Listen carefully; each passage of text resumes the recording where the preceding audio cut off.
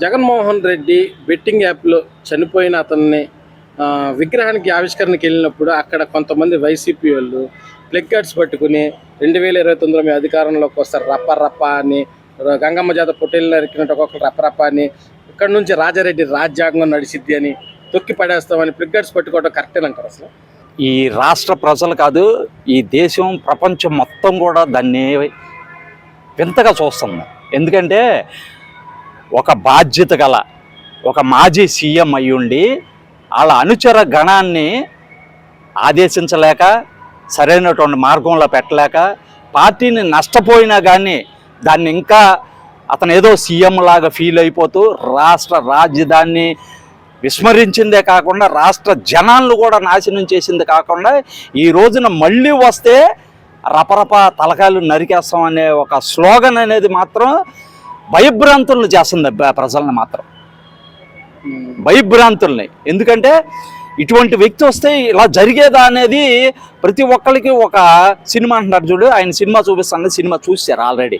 ఈ రపా రపా అనే దాంట్లోనే సినిమా చూశారు. అంటే ఇతను వస్తే ఇంత దారుణమైన పరిస్థితుల్లో మనం ఉండేవాళ్ళమా అనేది మాత్రం క్లియర్ కట్గా జనాలకు అర్థమైపోయింది ఈ రోజున. అంటే ఇప్పుడు ఆయన ఏమన్నా రప్పరప్ప సినిమా డైలాగ్ అంటే తప్పేముంది అనేది ఇది అంటున్నాడు.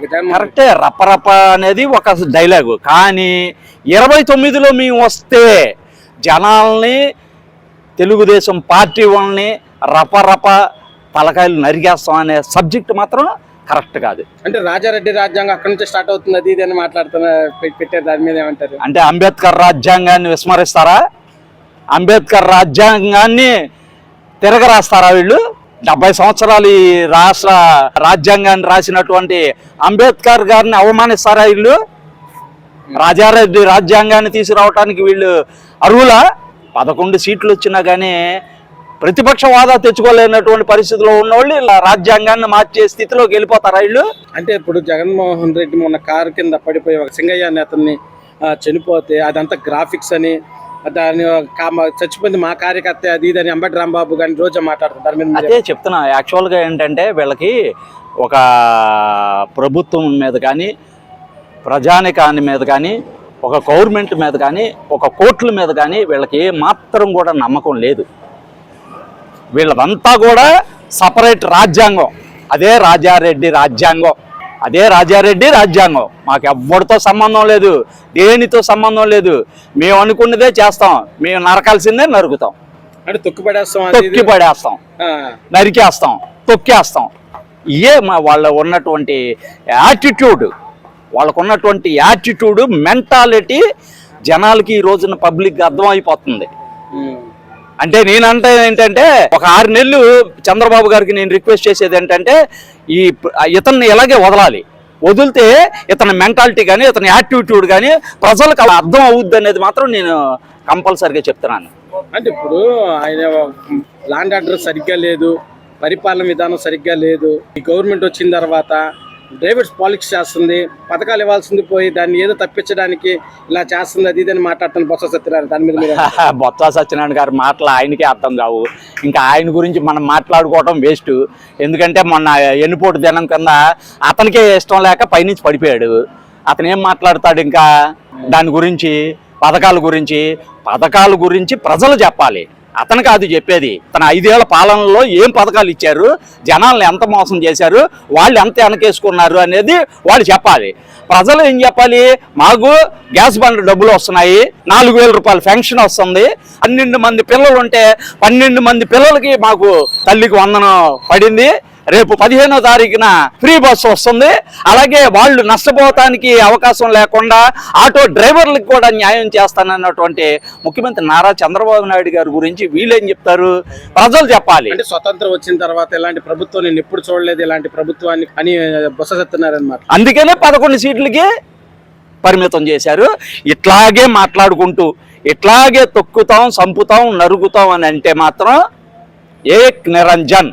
బ్రో, ఇప్పుడు చూసినట్లయితే జగన్మోహన్ రెడ్డి క్యాన్వే అనేది జరిగింది ర్యాలీ. అక్కడ ఒక వ్యక్తి కారు కింద పడిపోయినా కనీసం బండి ఆపకుండా ముందుకి ర్యాలీ జరిగింది.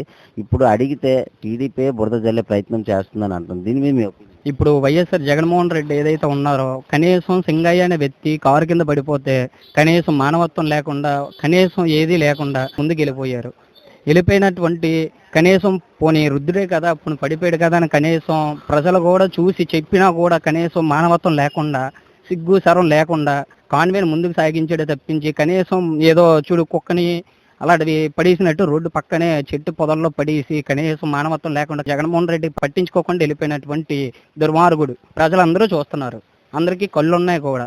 అలాంటిది కూటమి ప్రభుత్వం మీద బురద జల్లిన మాత్రాన ఏమాత్రం జరగబోదు కూడా. అది ప్రజలకి తెలుసు, ప్లస్ అందరికీ తెలిసిందే. జగన్మోహన్ రెడ్డి ఏదైతే గెలిచేస్తాం చేసేస్తాం అని సీఎం అయిపోతామని చేసుకుంటున్నాడు అది కూడా జరగదు. కనీసం ప్రజలు కూడా పట్టించుకోడు. ఈ కుక్కను పట్టించుకునే బదులు వేస్ట్ అని చెప్పేసి పక్కన పడేసినటువంటి వ్యక్తి జగన్మోహన్ రెడ్డి. ఎలా ఉంది పరిపాలన? బాగానే చేస్తున్నారని మేము అనుకుంటున్నాం. ఎందుకంటే పింఛన్లు ఇస్తున్నారు, రోడ్లు బాగా వేశారు, వచ్చే నెలలో ఎప్పుడో బస్సు ఫ్రీలు కూడా ఇస్తున్నారు. అంటే గత పరిపాలనకి ఇప్పటికి ఏమైనా డిఫరెన్స్ ఉందా? బోర్డు తేడా ఉందండి. గతంగా బాగుందంటగా? అదేం లేదండి. ఇప్పుడు ప్రభుత్వం చక్కగా నడుస్తుంది. అప్పుడు అన్ని దౌర్జన్యాలు జరిగాయి. ఇప్పుడు ఈ ప్రభుత్వంలో అలా జరుగుతుందని నేను అనుకోవట్లేదు. అంత బాగుందని నేను అనుకుంటున్నాను. అసలు ఏం చేయట్లేదు, పథకాలు ఇవ్వట్లేదు, ఏమీ చేయట్లేదు. ఎదుటి వాళ్ళు అలాగే అంటారు. చేసేవాళ్ళకి తెలుస్తుంది కదా, చూసేవాళ్ళకి తెలుస్తుంది. మాకు తెలుస్తుంది, మాకు చేస్తున్నారని మేము అనుకుంటున్నాం. వాళ్ళు చేయట్లేదని చెప్తారు. వాళ్ళు ఏమీ చేయలేదు అప్పుడు ఆ రోజున, ఉత్తమ మాటలే చెప్పారు వాళ్ళు కూడా. వీళ్ళు అలా చెప్పట్లా. సన్మానం చేయాలి అది ఇది అన్నాడు కదా జగన్మోహన్ రెడ్డి. చేస్తారు, ఇంకోసారి చేస్తారు. ఇప్పుడు చేశారు కదా ఒకసారి, ఇంకోసారి చేస్తారేమో చూద్దాం. అది కూడా పథకాలు ఇచ్చాను, నాకు సన్మానం చేయాలి, అసలు ఇలా నేను ఇచ్చిన పథకాలు ఇంకెవరు ఇవ్వలేరు దేశంలో. అవునండి, టైం దగ్గర పడుతుంది, చేస్తారు. ఏమో ఉంది కదా ఆయనకి, ఎప్పుడు ఉన్న అలవాటే కదా జైలుకి వెళ్దాం, అంతకంటే ఏం లేదు. ఏముంది, ఉన్న కేసులు ఏమవుతాయి? ఓ కదా. నువ్వు తప్పు చేస్తేనే నీకైనా నాకైనా శిక్ష వేస్తారు. తప్పుడు కేసులు పెడతారంట. అదేనండి, తప్పు చేస్తేనే వేస్తారంటాను నేను. అంతేగాని ఊరిని ఎవరిని వేయరు, కోర్టులు ఊరిని వేయరు కదా. అందరికి నిన్ను తీసుకెళ్ళి వేస్తారా? వేయరు కదా. తప్పు నేను చేస్తే నన్ను వేస్తారు, నువ్వు చేస్తే నిన్ను వేస్తారు. అలా తప్పులు ఉంటేనే వేస్తారు. ఇప్పుడు ఎవరెవరో ఏదో మాట్లాడేది సరిపోదు కదా. అన్ని చేస్తున్నారో లేదో చూడాలి, ఎన్ని పథకాలు ఇస్తున్నారో చూడాలా, 1 by 1 జరుగుతుందో లేదో చూడాలా. అది జరుగుతున్నాయి అని మేము అనుకోవడం కాదు, జరుగుతున్నాయి కూడా. అట్లాగే రోడ్లు ఉన్నాయి, చాలా బాగా ఉన్నాయి. ఇదివరకు బోల్డ్ యాక్షన్లు జరిగాయి, ఇప్పుడు అలా లేదు కదా. అంత శుభ్రమైన రోడ్లు ఉన్నాయి, అన్నీ చేస్తున్నారు. కొన్ని పథకాలు ఇచ్చారు, ఇంకొన్ని పథకాలు ఇస్తామంటున్నారు, జరుగుతున్నాయి. మీరు కంగారు పడిపోయి ఏదేదో మాట్లాడేస్తే సరిపోదు కదా. కాదు, ఇప్పుడు పల్నాడు మొన్న జగన్మోహన్ రెడ్డి లేదు, అక్కడ ఫ్లిక్కర్స్ పట్టుకుని రప్ప అని నరికేస్తాం 2029లో రాజారెడ్డి రాజ్యాంగం తొక్కి పడేస్తామని ప్లక్కర్స్ పట్టుకున్నారు. కరెక్ట్ అంటారు అసలు? అలాంటి తప్పుడు పనులు చేయకూడదండి. ఎందుకంటే ఒక రాజకీయ నాయకుడై ఉండి ఇలాంటి తప్పుడు విధానాలను ప్రోత్సహించకూడదు. ఆయన ప్రోత్సహిస్తున్నాడంటే ఆయన ఎటువంటి నాయకుడు మీరు అర్థం చేసుకోవాలి. తప్పుడు విధానం, అలాంటి పొరపాటు పనులు చేయకూడదు. సినిమాలో డైలాగ్ లేక అంటే తప్పే ఉందంటున్నాడు. తప్పో కాదు ఆయనకి తెలియాలి. ఆయన ఏం చేస్తే రైట్ అనుకుంటాడు. ఆయన చేసేవన్నీ తప్పులే, ఒకటి కాదు, బోల్డ్ తప్పులు ఉన్నాయి, అన్నీ వస్తాయి. కంగారు ఎందుకు, మనం చూస్తాం కదా.